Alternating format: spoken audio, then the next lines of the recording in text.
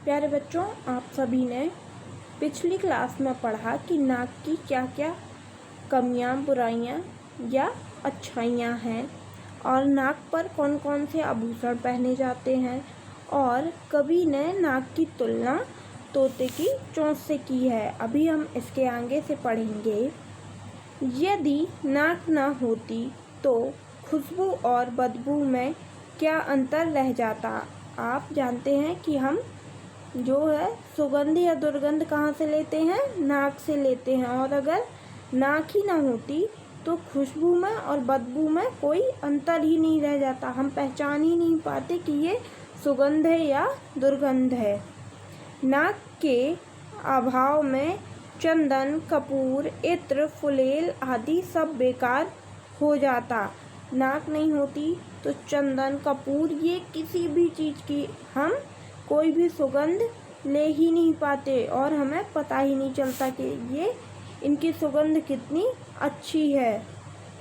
भला हींग और देसी घी की पहचान कैसे हो पाती? फिर हम हींग और देसी घी की भी पहचान नहीं कर पाते कि कौन हींग है और कौन देसी घी है, क्योंकि दोनों को ही महक से पहचानते हैं।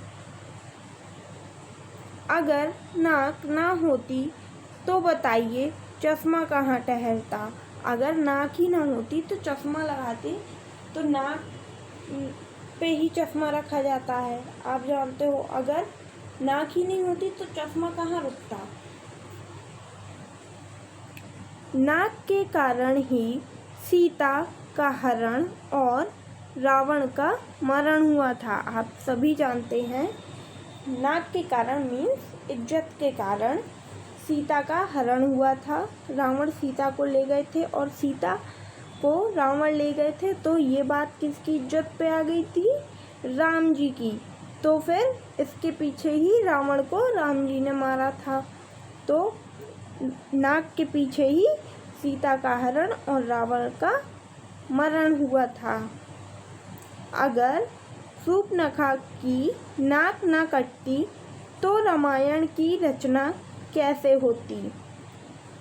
जो अभी तक आपने पढ़ा है नाक कट जाना, वो यहाँ पे उसका आशय था इज्जत से। लेकिन रामायण में भगवान राम के भाई लक्ष्मण ने शूर्पणखा की नाक सच में काट दी थी और उसी के पीछे फिर रामायण हुई थी।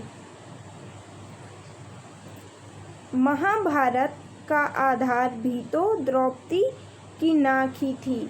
महाभारत में आप सभी जानते हैं कौरवों ने किस तरह द्रौपदी का अपमान किया था। तो वहाँ पे भी इज्जत की बात आ गई थी, इसलिए महाभारत भी क्यों हुई थी? द्रौपदी की इज्जत के लिए या द्रौपदी की नाक के लिए ही महाभारत हुई थी। इसके बाद हम पेज पलटाएंगे। पेज नंबर 30 में हम पढ़ेंगे नाक के और भी फायदे हैं। सांस लेने और छोड़ने का काम नाक से ही किया जाता है। आप सभी जानते हैं कि हम नाक से सांस लेते हैं और नाक से ही सांस छोड़ते हैं। नाक की गड़बड़ी से आदमी नकियाने लगता है।